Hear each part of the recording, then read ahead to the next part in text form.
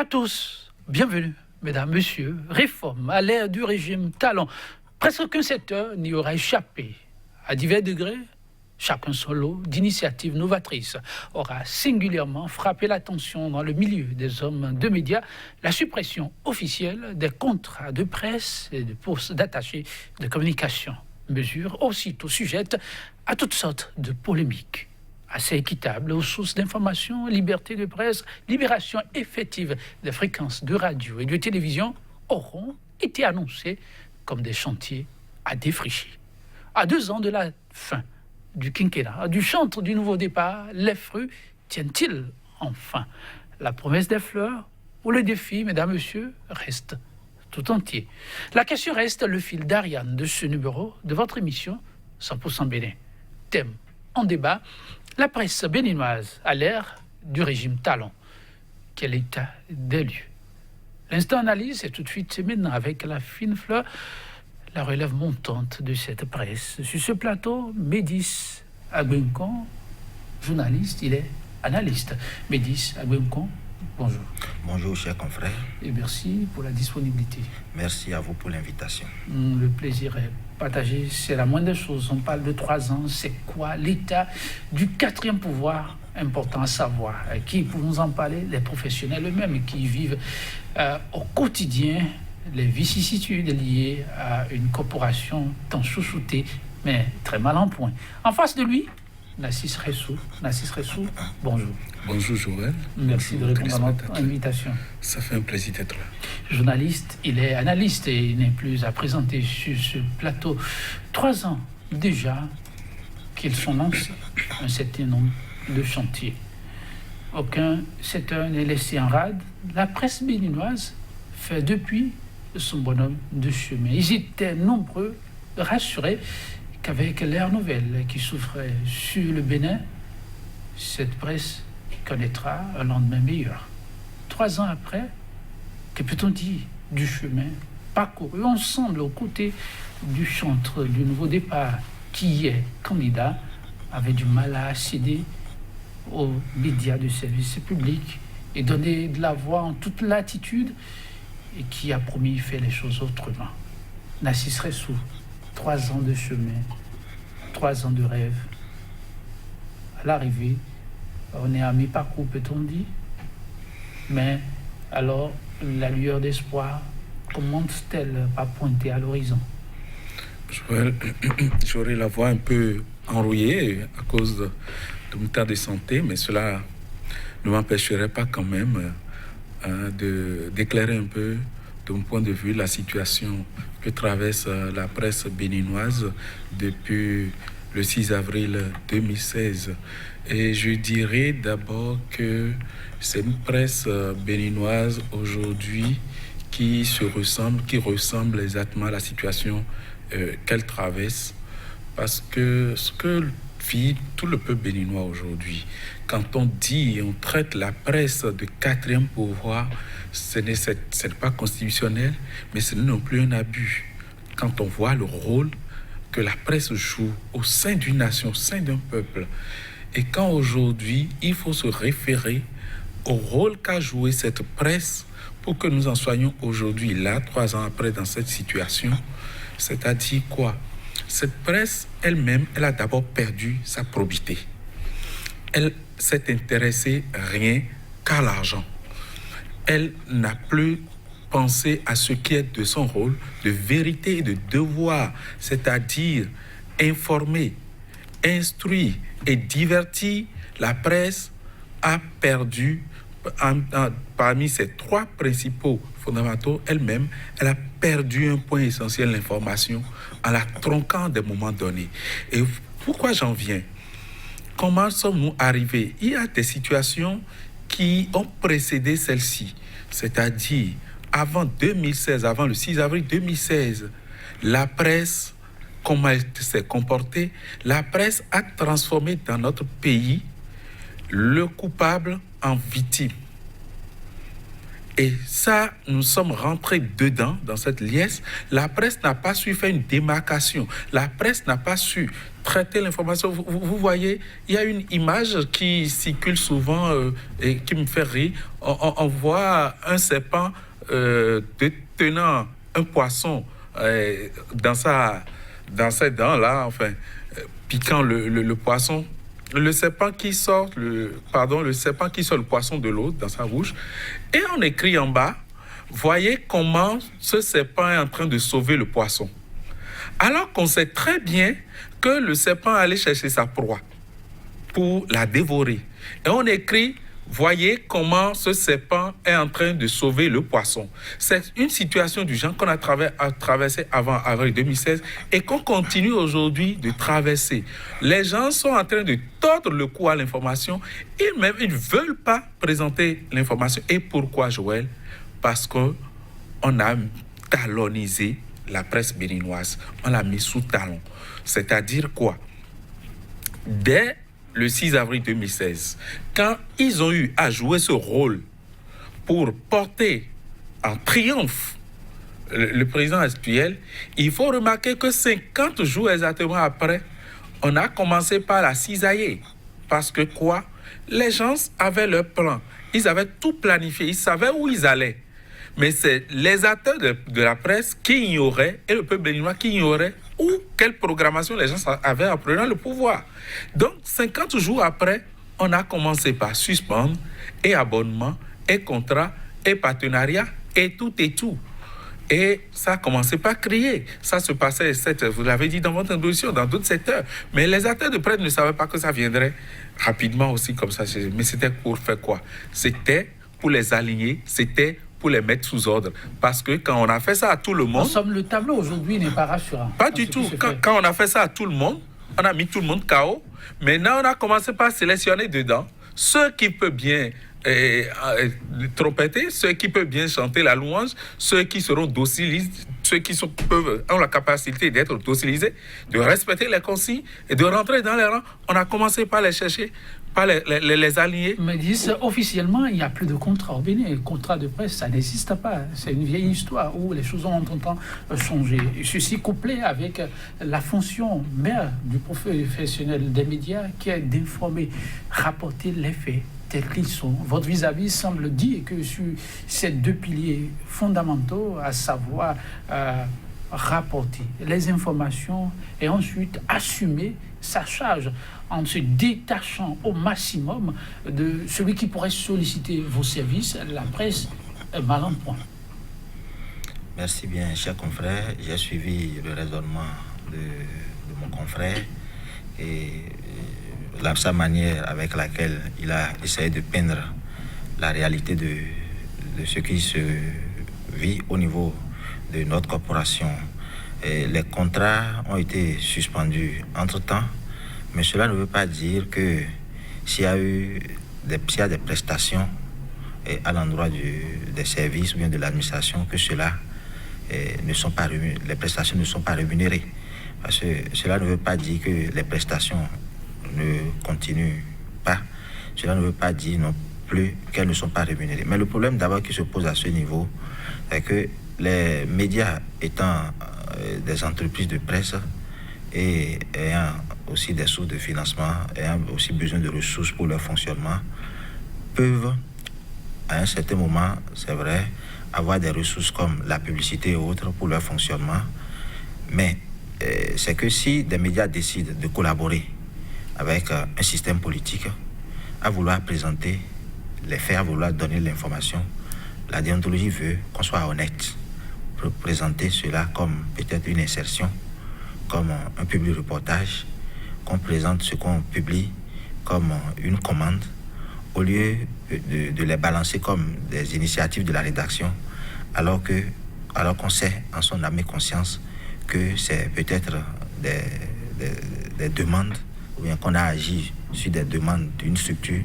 Donc il y a d'abord ce problème fondamental de l'identité de l'information qui se pose et qui s'est toujours posé et sur lequel il convient d'attirer l'attention des confrères pour dire si les articles ou bien les reportages qui sont publiés ou bien qui sont diffusés ne sont pas des initiatives de l'organe, et que si c'est des cellules de communication gouvernementale qui les envoient, c'est qu'il faut clairement, si c'est sur la page ou bien sur les antennes, signaler que c'est des productions venant de structures externes à l'entreprise. Un peu comme vous allez au Cameroun, et ça ne se passe pas sur les médias de service public comme chez nous.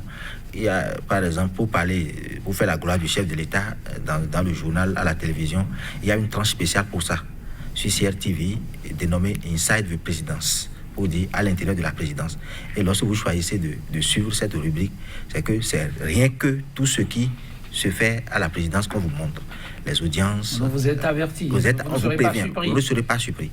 Donc, contrairement dans certains pays où on vous annonce une édition de journal en bonne et due forme, et à un certain moment que la part du lion revient, c'est que à un groupe politique ou bien à une mouvance politique, à partir de là, c'est que du moment où les médias sont là pour servir l'intérêt public, l'intérêt général, ceux qui ne se retrouvent pas dans ça peuvent se sentir frustrés, peuvent se sentir floués, puisqu'ils n'ont pas été prévenus sur ce qu'on leur présente, ce qu'on leur sert. Voilà. Patrice Talon, alors candidat, avait suscité beaucoup d'espoir. Et c'est l'un des candidats ayant ouvertement affirmé qu'il est préférable d'avoir un homme de presse, un média libre, que de le mettre sous boisseau afin de faire jaillir autant se fait se peut la lumière. Aujourd'hui, cette liberté clamée, avez-vous l'impression qu'elle a été entérinée par la suite dans les faits, 3 ans durant? Vous savez, on ne lui jetterait pas la pierre, on ne jetterait pas la pierre à ce régime, mais on dira carrément qu'il y a une grande illusion. On nous a bernés, nous avons été couillés. C'est-à-dire, Boni Yayi, le régime de Boni Yayi a eu des essais, a été condamné, incriminé également par rapport à la presse. Les gens se sont même à dire que c'est lui-même le chef de l'État qui donne des instructions. Et vous avez vu, entre-temps, cette affaire de Charlie à l'ORTB, par Osia Soso-Nouveau. Donc, il y a eu tout pouvoir, a toujours tendance à avoir la même mise sur la presse. Et le souci était de comment quand même faire arriver à libérer cette presse-là pour qu'elle puisse jouer son rôle fondamental. Quand la presse se met de connivence avec le pouvoir, c'est ce à quoi nous assistons, c'est-à-dire on brime, on fragilise encore les plus faibles de la cité et on ne fait que l'éloge des plus forts pour qu'ils puissent davantage fragiliser les plus faibles pour régner. Donc, on a connu des débuts, quelques dérapages sous le régime de Boni Yayi. Et avec l'espoir, la lueur que suscitait Patrice Talon en venant, en disant ce que vous venez de dire, qu'il est préférable de laisser la presse libre, de voir les journalistes libres, d'écrire ce qu'ils veulent et de faire face à la justice, que c'est mieux que... Mais malheureusement, comme je vous l'ai dit, ce n'est pas seulement au niveau du domaine de la presse, c'est à tous les niveaux qu'il y a déception, c'est à tous les niveaux qu'ils nous ont menti, c'est à tous les niveaux qu'ils ont piégé, c'est à tous les niveaux qu'ils ont eu des discours trompeurs, ils avaient leur plan en venant. Et au niveau de la presse, ce qu'ils ont dit, c'est totalement le contraire. Ils font pire, ils ont fait pire que ce qu'on a vécu au temps de Boni Yayi. Aujourd'hui, si nous prenons le cas de Sika TV, pourquoi Sika TV n'est pas dans le bouquet? On dira que ce n'est pas le régime actuel, mais aller chercher, creuser le fond.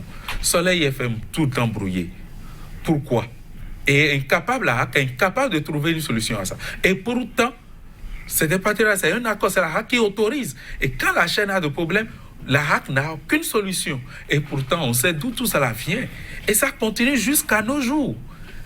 Quelle presse on veut avoir comme ça? Médis, est-ce qu'on peut dire que le discours y a été tronqué ou des faits inhérents à la réalité du monde des médias?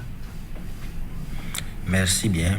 Je dois d'abord commencer par rappeler que le jour de son investiture, le président de la République, Patrice Talon, à travers son allocution, a promis de soutenir la liberté de la presse. Parce qu'il y a eu dans le discours d'investiture du 6 avril 2016. Et puis quand j'avais suivi cet aspect, je m'en étais suffisamment réjoui en souvenir de tout ce qui s'était passé avant son arrivée, où des confrères à un certain moment ont été obligés de se retrouver à l'exil, où les fréquences de RFI au Bénin ont été brouillées, où un journal avait été interdit de parution, le cadre du Béninois libéré.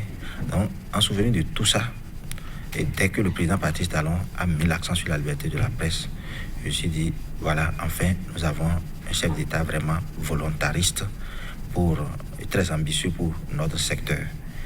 Mais dans le feu de l'action, par la suite, il a commencé à se passer des choses qui ont suscité d'interrogations. On se demandait vraiment, bon, si faut vraiment encore laisser le temps pour mieux apprécier. Et là, je évolue vers la question de la gouvernance médiatique même durant les 3 ans. Et j'irai en 2 volets. La gouvernance en ce qui concerne l'institution de régulation, qu'est la HAC, et maintenant au niveau de l'exécutif. Et de la part de l'institution de régulation des médias qu'est la HAC, c'est qu'il a été constaté qu'après quelques mois de l'installation du régime, qu'il y a eu des décisions de fermeture, ou bien il y a eu des décisions de mesures conservatoires qui avaient été prises simultanément contre 7 médias qui ont été fermés sur le champ, ce qui était vraiment inédit et historique, de jamais vu dans notre pays. On ferme en un trait 7 médias. Bon, c'est vrai que cette décision émane de la haute autorité de l'audiovisuel et de la communication, qui est une institution républicaine, mais en son temps, on n'avait pas du tout eu de voix officielle du régime qui est contre ça. Vous attendiez à ce que l'autorité ait une réaction? Bon. C'est une structure fêtière qui interpelle. Une structure fêtière, d'accord. Une structure fêtière, d'accord, qui doit avoir, qui a décidé sur la base peut-être de la loi organique, mais au niveau du gouvernement, il y a un ministère de la Communication qui pouvait quand même aussi rappeler que le chef de l'État parlait de la liberté de la presse. Donc, essayons de voir comment régler ce problème pour que cela... Parce qu'à l'étranger, on ne connaît pas... Quand les gens veulent apprécier une nation, c'est qu'on ne tient pas compte des instances, des institutions qui ont pris la décision. On dit que ça se passe dans tel pays. Et quand on dit que ça se passe dans tel pays à l'étranger, la première personne qu'on voit, c'est le responsable de ce pays, c'est le chef de l'État. Et en son temps, j'estime que ne serait-ce que pour sauver l'image du chef de l'État, et qu'il pouvait avoir une réaction pour dire vraiment, ce n'est pas pour vous influencer dans ce que vous faites, mais il y a quand même telle profession de foi qui a été faite par le chef de l'État lors de son investiture. Donc, si vous prenez des décisions du genre, on peut estimer que nous sommes complices de ce qui s'est passé. Donc vous avez été déçu du silence venant du ministère de tutelle? Non, pas déçu. Je ne veux pas dire que j'ai été déçu, mais j'avais attendu, j'avais vraiment souhaité une réaction officielle qui n'est pas venue. Par la suite, et toujours du côté de l'instance de régulation, il y a par la suite la suspension du journal La Nouvelle Tribune, qui, ça fait plusieurs mois, n'est plus dans les kiosques. Et lorsqu'on voit le motif, et que la plupart des articles qui sont incriminés sont directement liés à la personne du chef de l'État. Donc, ce qui pose en même temps le problème du maintien de cette infraction-là, dénommée offense au chef de l'État, dans notre arsenal juridique pénal, parce que de l'opportunité, puisque dans la plupart des pays, c'est que c'est une infraction qui a commencé par être supprimée, mais c'est toujours en vigueur chez nous, et c'est en vertu de cela qu'on prend de telles mesures conservatoires. Et c'est vrai que tant qu'une loi est en vigueur, elle est toujours applicable, mais sans incriminer l'instance qui a pris la décision. Je pense qu'il faut ouvrir maintenant la réflexion sur la qualité de nos tests pour ne plus permettre c'est que aux institutions, c'est que de prendre certaines décisions. Mais il faut commencer par régler les problèmes au niveau de nos tests, parce que tant que les tests vont permettre certaines choses, et que les hommes, à un certain moment, seront obligés de les appliquer. Et quand les hommes vont les appliquer, cela peut paraître fatal pour la société. Deux volets, voilà. Disiez-vous, là vous parlez de l'institution fertile. Voilà, maintenant, l'exécutif. Au niveau de l'exécutif, je voudrais évoquer la question d'abord de suspension des contrats au départ. C'est vrai que lorsqu'on sait que nous sommes dans un pays où la plupart des journaux vivent sur la base de cette ressource et qui a été par la suite suspendue avant que la collaboration ne continue sous une autre forme. Dans le temps, c'est que cette mesure pouvait être perçue d'abord comme une manière de vouloir priver que les organes entre griffes de moyens. C'est vrai que dans l'ordre des choses, les médias ne doivent pas compter sur les contrats pour fonctionner. Mais n'oublions pas qu'on est dans un pays où le problème de publicité se pose et que s'il y avait vraiment une bonne gestion de la manne publicitaire, et que le problème n'allait pas se poser de cette manière. Et le point... C'est en cela que certains avaient applaudi en suivant cette mesure, en disant que ça pourrait être l'occasion rêvée pour mettre de l'ordre, recadrer un peu l'existant et permettre à ce que l'on ne soit pas obligé de courir après l'État et donc éviter ça, bien sûr, ça c'est un autre pan de la question, parce que tant que les médias vont commencer à fonder leur espoir sur la question des contrats, et que le risque de se faire maîtriser est très grand, puisque celui qui vous accompagne, vous allez vous estimer redevable à lui, et puis dans cette redevabilité, céder à certaines choses, des choses face auxquelles vous devez faire preuve de rigueur professionnelle. Officiellement, les contrats sont supprimés, ne sont pas remis en la forme originelle, mais aujourd'hui, c'est quoi l'état des lieux? Oui, les contrats sont supprimés, mais c'est comme je l'ai dit au départ. Cela ne veut pas dire que la collaboration des médias ne continue pas sous une autre forme. Maintenant, quelle est la forme sous laquelle cela continue? Ça doit être certainement sous la forme des prestations, peut-être coup par coup. Voilà, les journaux ont eu ou bien les médias ont eu à faire des prestations, et qui dit prestations en retour dit paiement, et que les paiements sont payés. Je crois que cette forme de collaboration n'est pas supprimée. Alors, est-ce qu'elle a aidé la corporation à mieux se porter plus qu'hier? C'est vrai que cela permet aux organes d'avoir les moyens, aux patrons de presse d'avoir des ressources, mais au même moment, c'est que perdent en crédibilité et aussi en notoriété. Parce que, quoi qu'on dise, en matière de presse, le lectorat a un principe, tout lectorat a un principe. Tout lectorat est d'abord préoccupé par ce qui est contre le régime politique de son pays. C'est d'abord ça.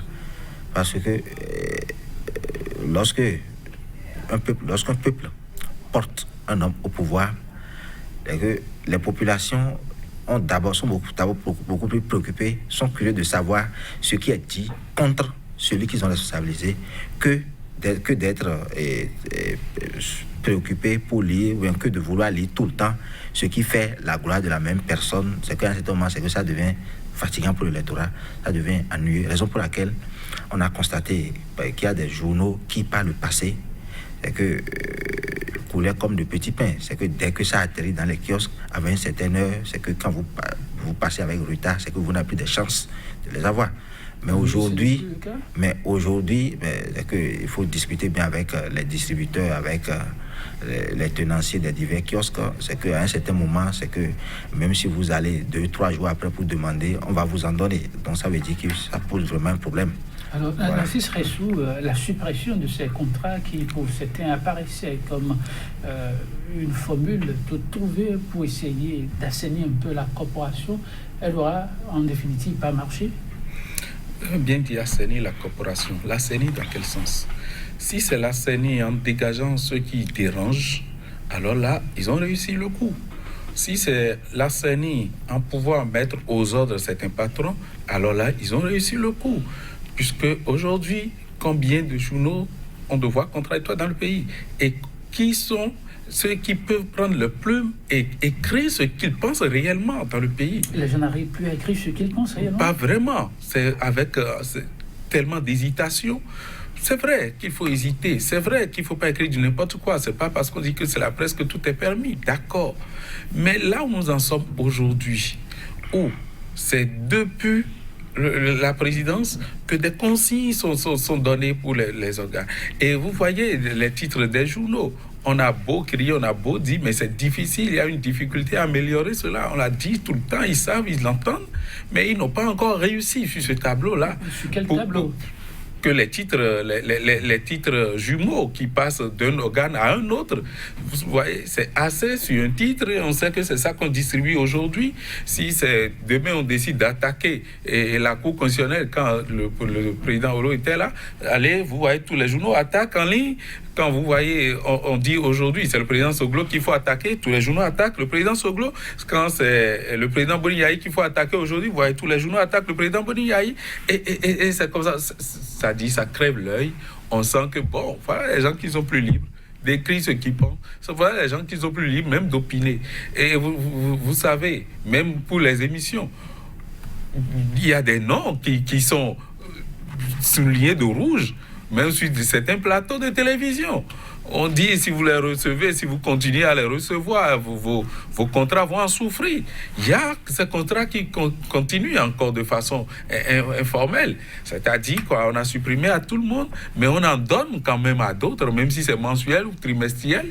Ça continue. Ça n'a plus la même forme, mais ça continue toujours. Mais avec ceux qui sont capables de tenir, de rester dans les rangs comme cela est demandé. Mais quand on dit qu'ils ne sont plus libres d'écrire ce qu'ils pensent, plus libres de relayer leurs propres convictions, donc de les traduire, est-ce que ça ne fait pas un peu excessif? Qu'est-ce qui peut bien empêcher le professionnel des médias d'écrire ce qu'il pense? Mais dites-là, il a soulevé tout à l'heure, c'est-à-dire quoi? L'entreprise de presse, c'est une entreprise, ça doit vivre. Il y a plusieurs facteurs qui y entrent. Et le seul avec qui ces entreprises arrivaient à s'en sortir beaucoup plus, c'est l'État. C'est avec ces contrats-là. Et c'est parce qu'ils savent que les entreprises de presse ne vivaient que beaucoup plus de ces contrats-là. C'est pourquoi ils ont très tôt attaqué par là pour réussir leur coup. En réalité, avec nos tests, pourquoi les tests qui régissent la presse béninoise ne sont pas mises en agresse, ne sont pas utilisées, ne sont pas respectées? Les états généraux, tout ce qui est décidé, pourquoi jusqu'à aujourd'hui ça ne se respecte pas? La réponse c'est quoi? La réponse dit, c'est un même paradoxe. Vous voyez les sommités de la presse, ils sont tous aujourd'hui dans les arcanes du pouvoir. On va revenir à ces questions, oui, c'est de droit qu'on s'interroge. Et les structures fêtières dans tout ça. Avant d'en parler, une autre question qui est fondamentale, le chef en son temps aussi l'avait évoqué, ça constitue le talon d'Achille dans le travail qu'ont au quotidien les professionnels des médias. Il s'agit de l'accès aux sources d'information. Faute d'y arriver parfois, les confrères écrivent pas avec justesse ce qu'il faut et saluent les dégâts devant les tribunaux, interpellés par la police. Mais disent aujourd'hui, est-ce que ce maillon est devenu comme un vieux piège pour les hommes des médias, l'accès aux sources d'information, ou ça reste un problème entier? Ça reste un problème entier, en ce sens que l'accès aux sources d'information constitue les difficultés quotidiennement rencontrées. Jusqu'à présent. Jusqu'à présent. Ça n'a pas changé. Quotidiennement rencontré. Jusqu'à présent, malgré les mesures contraignantes contenues dans la loi, même le Code de l'information par exemple, qui en son article 70 fait obligation aux administratifs de donner les documents, de fournir les documents aux renseignements demandés par tout citoyen. Mais en dépit de cela, c'est que la résistance continue au niveau des services publics. Bon, sans compter le nombre de fois sans compter le nombre de fois que personnellement j'en ai été victime.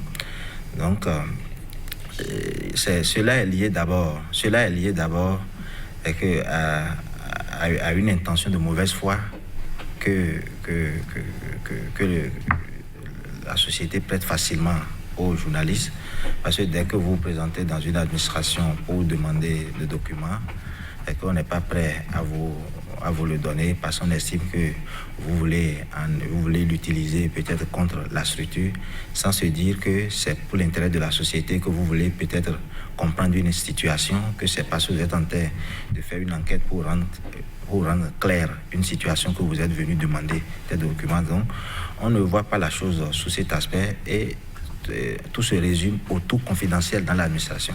Donc, au tout confidentiel, même le document qui est supposé être divulgué, mis sur Internet, dès que vous allez vers la structure demander, vous n'êtes pas sûr de l'avoir. Un peu comme, je me rappelle, quand je faisais une enquête sur un sujet où j'étais allé dans un ministère, l'un des 3 ministères en charge de l'éducation, où j'avais demandé à avoir copie du décret AOF, le décret portant attribution, organisation et fonctionnement du ministère. C'était par rapport à une enquête, j'avais besoin de lire le décret pour savoir vraiment si la dénonciation qui est portée à mon niveau est vraiment fondée. Mais il faut d'abord aller lire le décret pour voir ce que ce texte a prévu.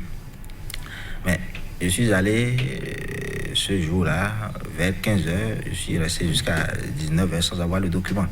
Et pourquoi? D'abord, au secrétariat administratif, on m'a dit, vous devez voir le secrétaire général. Du secrétaire général, c'est que, oui, le secrétaire général, je l'ai reçu. Et il m'a répondu simplement que, monsieur le journaliste, le décret AOF de notre ministère, ce n'est pas à remettre aux journalistes. C'est un document confidentiel. Je dis, vous n'ajoutez pas. Monsieur, vous parlez exactement de ce qui vous a été dit, là? Exactement de ce qui a été dit.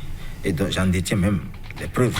C'est que si je le dis comme ça, c'est que j'ai pris tellement de dispositions et j'en détiens les preuves, et que tout en mettant au défi quiconque pourra, c'est que contredit cela au niveau de ce ministère. Voilà. Mais j'ai fini par avoir le document, puis j'ai été obligé de faire une procédure administrative en bonne et due forme. J'ai écrit, j'ai fait décharger, et puis dans la fin de semaine, je crois, on m'a appelé avec une lettre de transmission qui signale qu'on voudrait que j'en fasse bon usage, que j'en fasse bonne exploitation. Donc, beaucoup de confrères comme moi rencontrent cette difficulté à avoir des documents. Voilà. Toujours la croix et la bannière, la serre, ressources d'information, pour la fiabilité quand même de ce que l'on présente. Vous qui montez souvent des dossiers d'enquête et d'investigation. Vous savez, je dis ce régime a tout préparé pour contourner et pour s'imposer, même à la presse. Il y a une loi qui protège maintenant les documents officiels. Alors que le journaliste à qui on a donné le droit d'aller officiellement demander le document, il ne peut l'avoir. C'est la croix et la bannière. Et quand, vous savez, dans notre pays, les choses ne se passent de telle sorte. Aujourd'hui, il y a un sujet sur le tapis. Le temps que vous finissez de régler ça, il y a un autre sujet qui vient déjà. Et vous êtes emballé dans une succession de sujets, alors que le premier que vous avez attaqué, là, vous n'avez pas encore pu aboutir, vous n'avez pas pu encore avoir le document. Et voilà que, pour être dans l'actualité au quotidien, l'autre dossier est déjà classé, c'est déjà fermé, même si vous revenez là-dessus après. Et si il arrivait que vous arriviez à obtenir ce document-là, et si on ne vous transmet pas ça officiellement, comme il a dit, par voie de courrier, ceci et cela, c'est que vous avez tous les problèmes. Ah bon? Parce que vous arrangez à voir le document. Maintenant, un second exemple. Oui. Je me rappelle très bien de cette enquête que je faisais sur les jeux de hasard au Bénin. Les jeux de hasard, où je m'étais porté à la direction générale de la Loterie nationale, d'abord au secrétariat, pour demander à avoir copie de la réglementation sur les jeux de hasard au Bénin. La loi et les divers décrets, si possible. Mais la première réponse qui m'a été servie, c'est que ce n'est pas possible. Et puis de là, on m'envoie à la cellule juridique. De la cellule juridique, on me dit que ce n'est pas possible. Voilà, j'ai cherché à rencontrer le directeur général, je n'ai pas pu le voir. On m'a dit qu'il n'est pas là. Et effectivement, il n'était pas là, puisque c'est quand je descendais que je l'ai vu en bas. Je lui ai posé le problème, le directeur général de la loterie, M. Gaston Zossou, qui me dit ce n'est pas possible, monsieur le général. Au moins les lois Ça, ce n'est pas... Les lois sont supposées être connues de tout le monde. Donc, on dit nul n'est censé ignorer la loi. Donc, si un citoyen vient demander une loi et qu'il faut qu'on le lui donne, donc suivez-moi. Et c'est lui qui a donné les instructions pour qu'on me remette les documents. Donc, ça veut dire que si je n'avais pas eu la chance de le rencontrer en bas, c'est que j'étais parti pour pouvoir rédiger encore une demande en bonne et due forme, faire une procédure administrative et demander encore. Donc, autrement, ça, c'est un problème de vulgarisation. À croire que ceux qui sont supposés mettre les documents à disposition ne sont pas informés, qui peuvent le faire. Ne sont pas informés, qui peuvent le faire, ou bien qui sont parfois de mauvaise foi. Parce que, et puis, il faut aussi qu'ils soient vraiment bien édifiés sur les documents qui ne sont pas confidentiels et qu'on peut donner couramment à tout le monde. C'est que beaucoup ne le savent pas. C'est aussi bien que tout document est devenu confidentiel sans savoir faire la part des choses entre ce qui est confidentiel, ce qui n'est pas confidentiel. Et encore que lorsqu'on parle de documents comme moi, il me pose une question. Est-ce qu'on doit toujours continuer à parler de documents confidentiels lorsqu'on a en charge la gestion du bien public ou bien de la gestion publique? Normalement, non. Parce que du moment où vous avez choisi que de gérer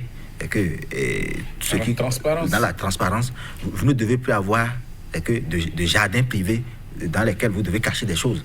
Ah oui, en principe. Dans Voilà. le Ressou, c'est le principe que beaucoup évoquent désormais. Le Bénin, ces derniers temps-ci, a monté beaucoup de projets, beaucoup de dossiers, mais sur la plupart de ces dossiers, les professionnels des médias disent manquer d'éléments probants pour pouvoir attester de ce qui est fait, dans quelle proportion, pour quels résultats.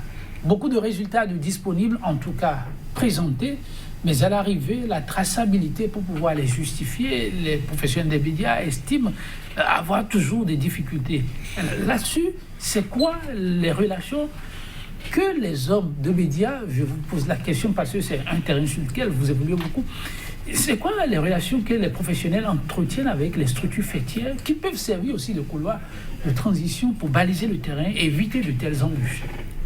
Votre question, ça m'amène à un fait tout récent.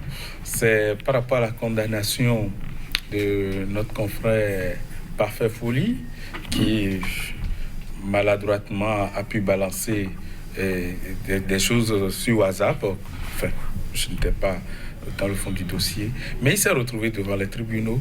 Et là, je me suis posé la question, parce qu'en finish, il a été libéré après une semaine ou 2 semaines, je crois, gardé en prison.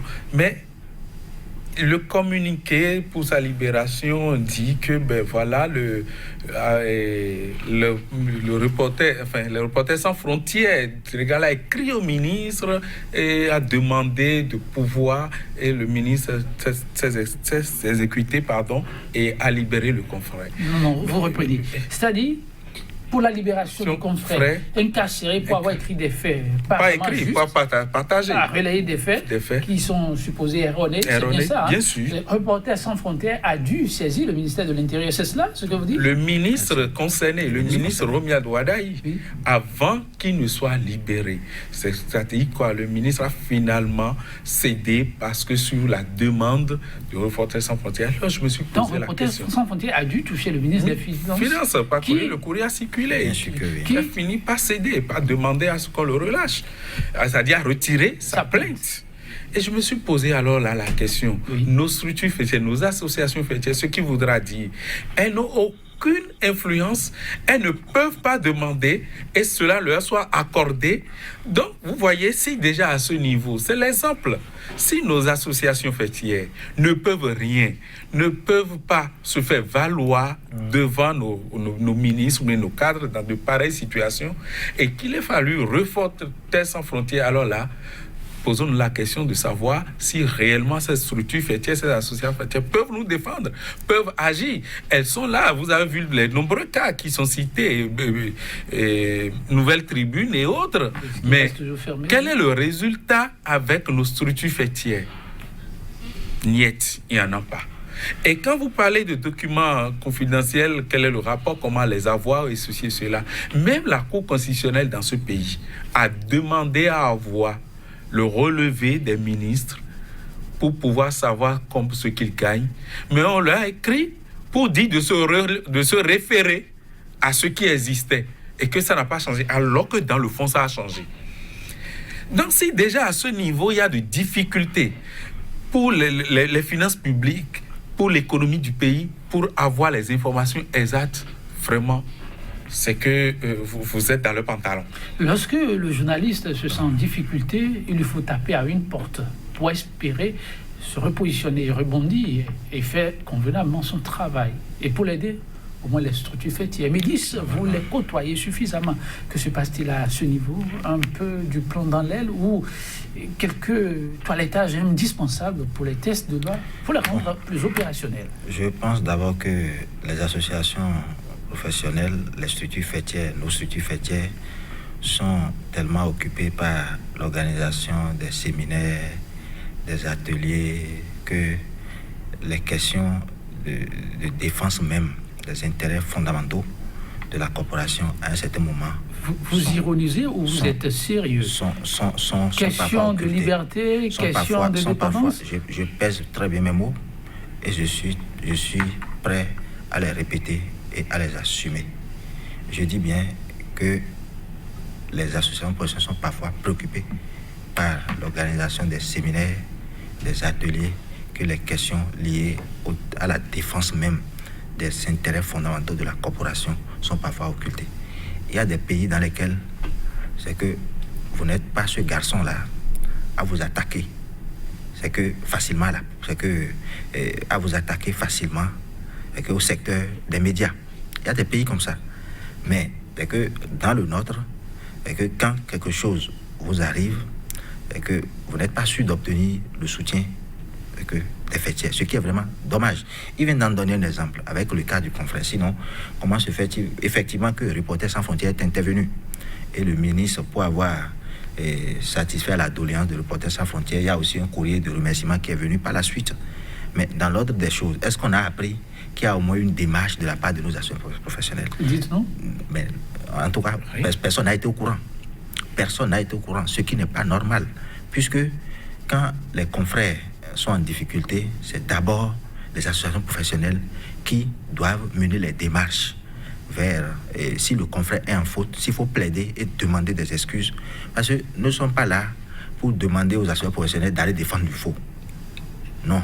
Si le confrère, s'il est vraiment établi que le confrère est en faute, s'il faut aller faire amende honorable pour vraiment s'excuser, pour dire vraiment que nous exerçons un métier qui parfois peut présenter, donc le confrère, il va plus répéter, mais et que la démarche doit d'abord partir, c'est que de la corporation.